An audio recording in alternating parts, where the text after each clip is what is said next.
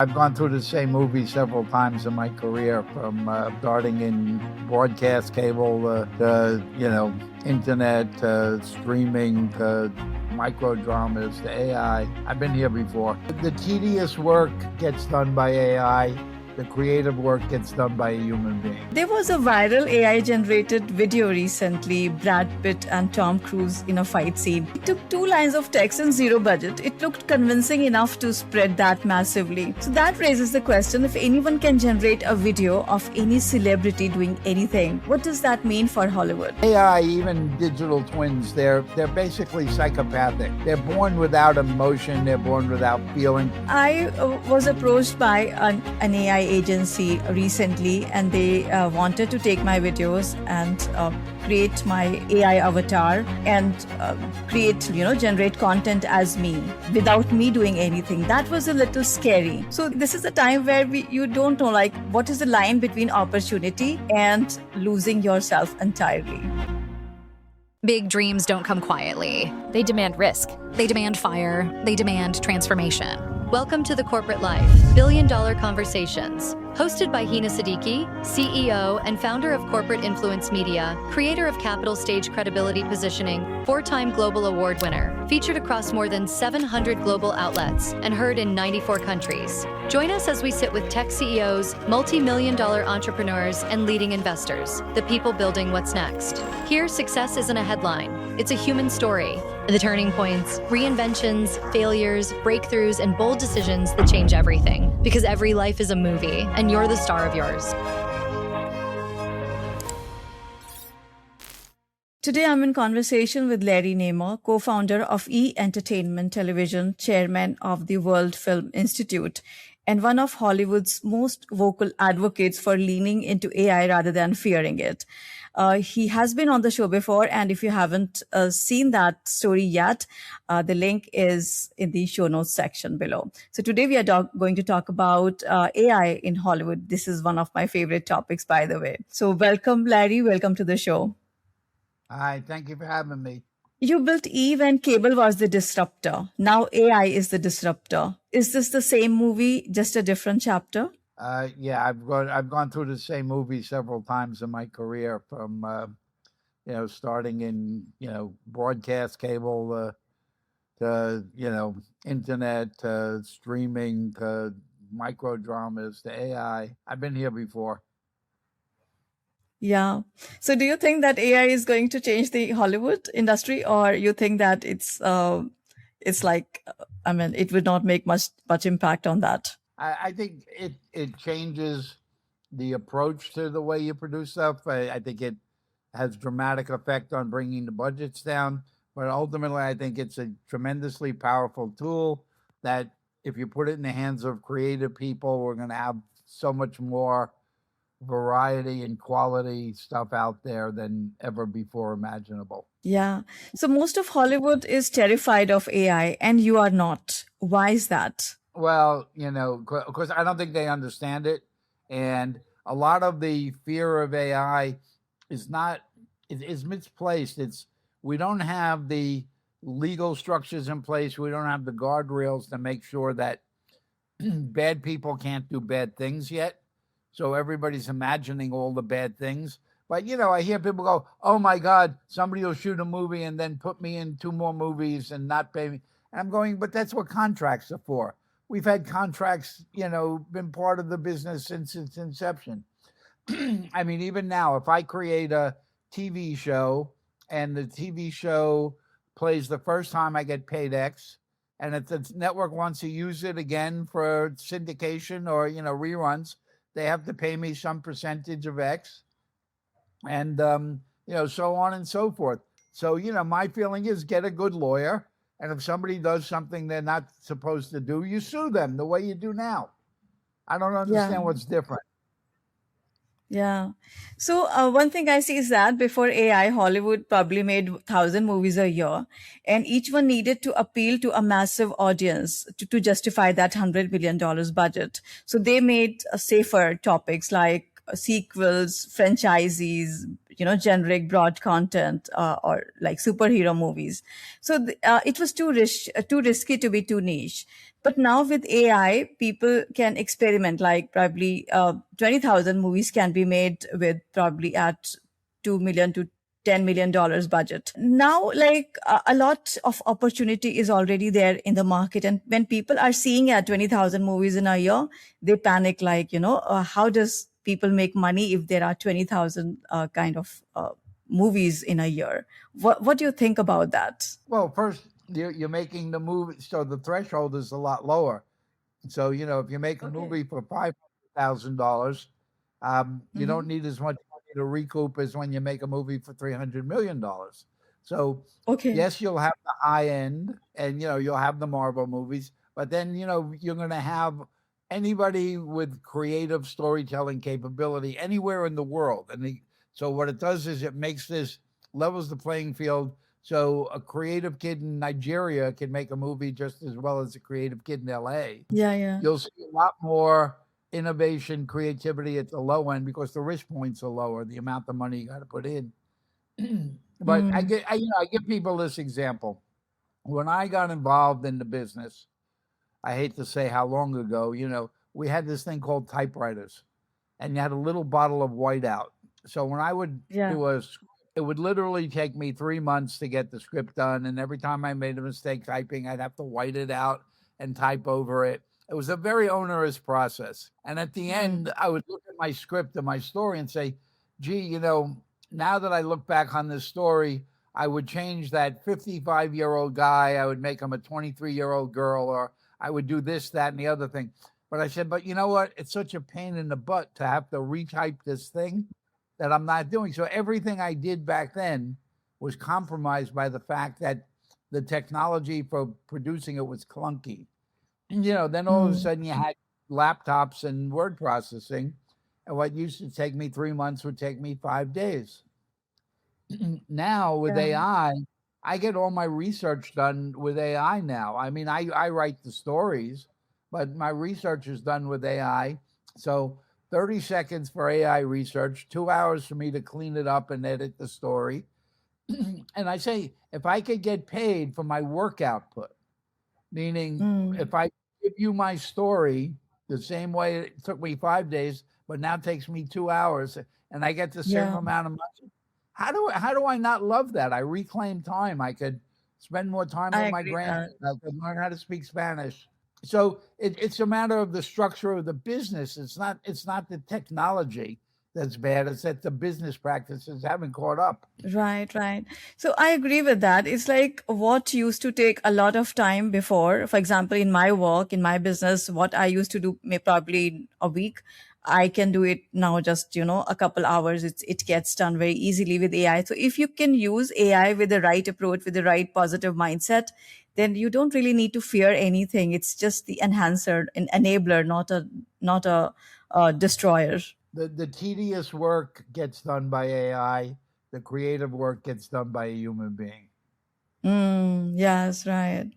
There was a viral AI generated video recently, Brad Pitt and Tom Cruise in a fight scene, completely fabricated. Did you see that? Yeah, I did. Okay, so it took 2 lines of text and zero budget. It looked convincing enough to spread that massively. So that raises the question, if anyone can generate a video of any celebrity doing anything, what does that mean for Hollywood? It means you got to get a good lawyer and you sue, because I can't do it. I can't take Brad Pitt now and put him in a different movie that he's a brand and he protects the brand. Get a good lawyer to write the contract properly. And if somebody violates your contract, you sue them the same way you do now. Yeah. So I was approached by an AI agency recently, and they wanted to take my videos and create my AI avatar and generate content as me without me doing anything. That was a little scary. So this is a time where you don't know, like, what is the line between opportunity and losing yourself entirely? Because we don't know, like, if the person is on social media, if he's the real person or the avatar. Well, first of all, the technology is capable of detecting what's made by AI. So why isn't there a rule that said if something is AI generated, you must identify it as AI generated? And then if somebody doesn't do that, I mean, a 12-year-old kid can't come to me and say, "Give me the keys to your car. I feel like driving." You can't be 12 years old. You got to be a certain age. You have to take a certain test. You had to take a course. You had to take a test. And then there are rules of the road. And if you don't obey the rules of the road, there are consequences to that.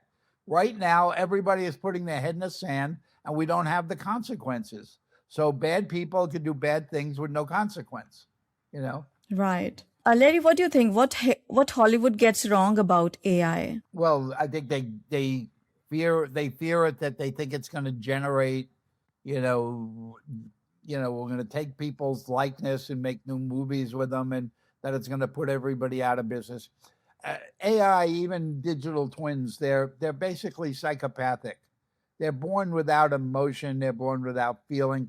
They only can create things based on what you put into them, what you let them learn from. Human beings, we're creative. We have empathy. We have storytelling capability and stuff. It becomes AI. I think of it as a tool that helps me write stuff. Another good example. I recently, I read a lot of sociology books because it helps me understand audience behavior. And, I said, it's very odd that I don't really find myself in one of the descriptions. People talk about alpha males and betas and stuff like that. I said, but there's no me here. I said, well, how did I not have a classification? And then, I read something recently, and there was something called the sigma. And a sigma is something that young people use. It's somebody who's an alpha but doesn't need outside validation. I said, you know what, this is fascinating. Somebody should write a book. I said, maybe I'll write a book. But, in the old days, if I had to do this in traditional way, I said, but I don't have 2 years to do the research and do all of that. It literally took me 3 hours using AI to do all the research. I wrote it. It's over with an editor now because my spelling and my grammar need a lot of work. But here's a thing, that something is going to be brought to the public that does have a good component to it that never would have happened if I didn't have access to AI to do the research. I wouldn't spend 2 years researching it. Yeah, this is interesting. And again, if you know how to use AI with your own creativity just as a tool, then you can do wonders with it. Otherwise, you can just get lost in that entire setup. Absolutely. So you made with the idea that people want to see real celebrities in real moments. Now, AI can now fabricate both. So is authenticity dead, or is it now the most valuable thing in the entertainment industry? Authenticity is everything. I mean, all you got to do is, and in particular, look at young audiences. The most valuable thing or important thing to them is authenticity. So if you're not thinking about it and understanding the way, audiences are, you go along. Like, I talk to people, they go, "Oh, Larry, women under 40 don't watch television." And I'm like, maybe it's because you don't put anything on that they want to watch. And they look at me like, "What's wrong with you?" I'm going, "No, if you don't put anything on that a woman under 40 wants to watch, she's not going to watch television. It's a self-fulfilling prophecy." Right. If you were building E from scratch today with AI available, what would it look like? Would it even be a television network? No, I don't believe in television networks anymore. In the old sense, I mean, linear television. I mean, it's a very simple thing. You want to watch what you want to watch when you want to watch it, or do you want to watch what NBC wants you to watch when they want you to watch it? We all know the answer to the question. Yes. And I believe we are living in the most exciting time in history for creators and founders, and in any industry, by the way, because the gatekeeper systems are finally fading. With AI, a lot of opportunities have been available to people who were not able to access that before. Yeah, I mean, I'm excited for all the new stuff. My work output is probably 3 or 4 times what it used to be since I really started grasping AI. I mean, people say, "How do you do as much as you do?" And, a lot of it is, I have Claude and everybody runs my day, and it takes away all the mundane tasks that used to take me hours, literally now take me seconds. Right. That's true. Get ready for the ultimate challenge, this or that. Choose fast, trust your instincts, and let's go. Lady, now let's play a game called This or That. You have played this before on the show, so we'll give you two choices. You need to pick one. Are you ready for that? Sure, go ahead. AI that replaces Hollywood or AI that expands it? Expands it. $100 million blockbuster or $2 million niche hit that finds its audience? For me, it's the $2 million niche project. Cable television or streaming, which changed Hollywood more? Well, I think cable changed Hollywood, and then streaming changed it again. I think AI changes it again. Technology marches on, so there'll always be changes. Yeah. The director who embraces AI or the one who fights it? The one who embraces it, for sure. Hollywood's past or Hollywood's future? Future. Fragmentation or consolidation, which wins?